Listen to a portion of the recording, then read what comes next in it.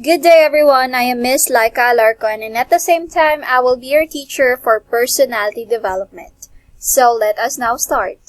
What is personality development and why do we have to study it, you may ask? So this subject is just designed to help you understand yourselves better. For you to understand if you are making right decisions in your careers or not. Because this is the most critical stage that we can be in our lives. So for our first lesson, we will be dealing with knowing and understanding oneself during the middle and late adolescence. So at the end of this lesson, we are expecting you to be able to explain that once you know yourself, you can be able to accept your strengths, your limitations, your weaknesses for you to become a better person.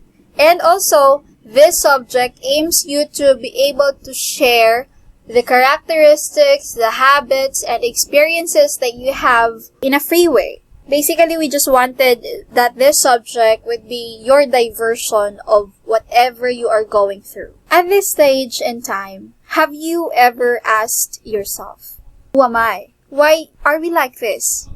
Why do we feel this way? And why do things happen to us? Have you ever think of your purpose? I know for sure that all of you don't know your purpose yet. I know these questions always cross your mind and you can find answers to these questions. So let me try to help you out and answer these questions for you.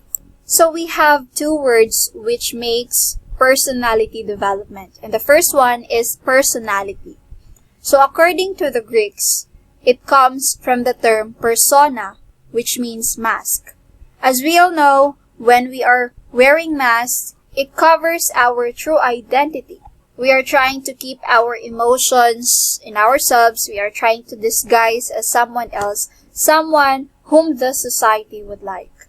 And that's persona. That's the image that we are trying to portray. According to Ferguson's in the year 1998, he says that personality is the sum of such characteristics which is made to impress other people. We tend to impress other people. We tend to be mindful of what they would tell us. And that's why we're very mindful of how we dress, how we act. That's why we're putting this mask. Our environment shapes our personality, I believe so. Next is the term development. According to Ferguson's again, in the same year, 1998, it is the act of developing a certain trait. So if you want to learn something, if you want to acquire something, then you have to undergo the developmental stage. And when we say personality development, it refers to the sequential changes in the different aspects of our personality. At this time, I know that you are undergoing different changes in your body, physically, mentally, psychologically. As you go through with your life, your personality is being developed. You are trying to discover who you really are, what really is your purpose, or what is really the reason why you are existing. So here are the goals of this subject. Number one, I know that everyone is after self-acceptance. We wish to be treated in accordance to how we treat other people. Just like the saying goes, do not do unto others what you don't want others do unto you. We are trying to be nice to someone because we wanted them to be nice to us. They say, how that person treats you reflects how you treat them as well. So we wanted to feel accepted. We want people to see who we really are and the things that we can do. We want to be loved and we want to feel the sense of belongingness.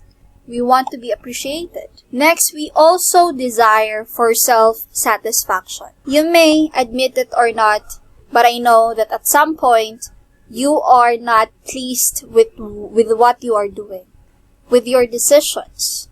You have regrets. You have things that you want to change. You want to go back in time. But remember that those things, those mistakes that you have made shape you in becoming a better person. You can be who you are right now without those experiences. You want the desire of being contented. You want the desire of being fulfilled. We actually are after fulfillment all this time. Next, we have self-confidence.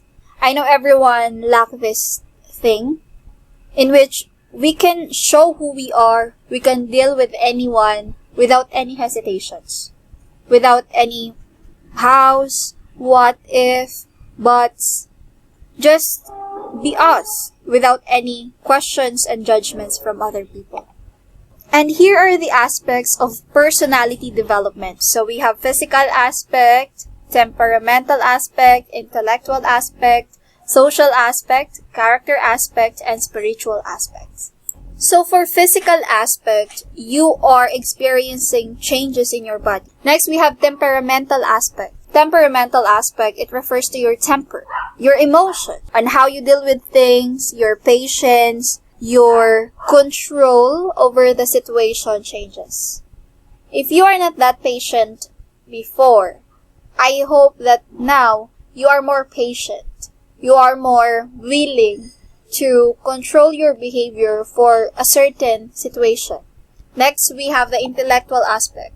As you grow older, you learned things in different ways. In school, in your experience, and that makes you a better person. That makes you knowledgeable of whatever is happening. Next, social aspect. Social aspect is when you now know how to socialize. You now know yourself. You now know how you are going to deal with people. Unlike before, that you find it hard to mingle with other people. Next, we change in our character. You as a person develop yourself, shapes your character. If you are too nice before, you are now not that nice because you have realized that other people are taking advantage of your personality. So you've changed it. So that's character aspect. Next, spiritual aspect. You develop your beliefs, you develop your faith, you develop your trust in Him. And that's spiritual aspect. So here are the agents in developing the personality or our personality. These are the things which helps out in developing us. So we have the religion, we have the work, we have mass media or the internet. Especially nowadays that we can see everything in the internet. It shapes our point of views. Kung may nakita tayo, we believe in it. Next, the school, peers, or those people whom we are with, and our family. They are the basic unit of the society. They are the ones who taught us with things that we have to know. But still, you have your own choice to listen to your family. You have your own choice if you want to listen with your friends, if you want to go to school or not. Still, it depends in you. You know what's best for yourself, so be responsible with all of your actions. Next, we have self-concept. So have you ever imagined yourself looking in the mirror? And what do you see? Do you see yourself or do you see your ideal self? What's the difference between those two? When we say ideal self, it refers to the kind of self that we want to be, that we aspire to be. Someone who we really wanted to become, like a successful person, a very attractive person. Do you see that? Do you see that image of you being successful? And that is an ideal self, your ideal self. While when we say actual self, that is yourself now. That is who you are. That is you with the characteristics that you were being nurtured. That is your true self. That is who you are and not who you are trying to portray. For self-concept, alignment is very important. Why did I say so? So if you are aspiring to be someone, your ideal self, then you have to do things which would be near or close to that one.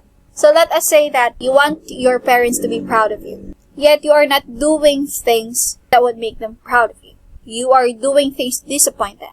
But in some cases, no matter how we try to be someone else, with how we try to be the perfect child, the perfect person that we aim to be, no matter how effort we exert on becoming that ideal self, we are still stuck on this reality that we can be that person. That is what we mean by not being aligned. What we have to do is to remove that negativity. We have to attract positivity. We have to claim that we will have something. Like, if we want money, we have to claim that we will have money.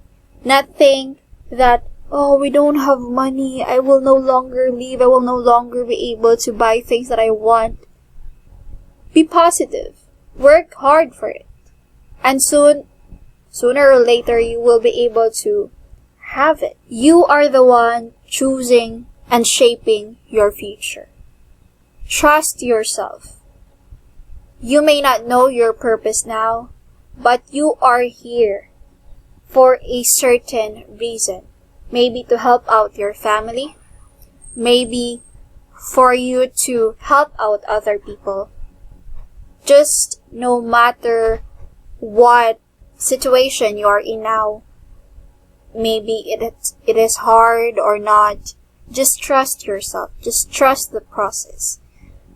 It's okay to be sad sometimes, to doubt sometimes, but always believe in yourself, because no one would appreciate your effort more than you do. Always choose to know and understand yourself. Always trust yourself and be the best version of yourself. So that would be all for today. I hope that you have learned something, and I hope that this lesson 1 had helped you out. If you have any questions or clarifications, just feel free to ask me, and please go back to our GC for some questions that I have to ask you and for an activity that you will be assigned to. Goodbye and thank you so much. See you all next week.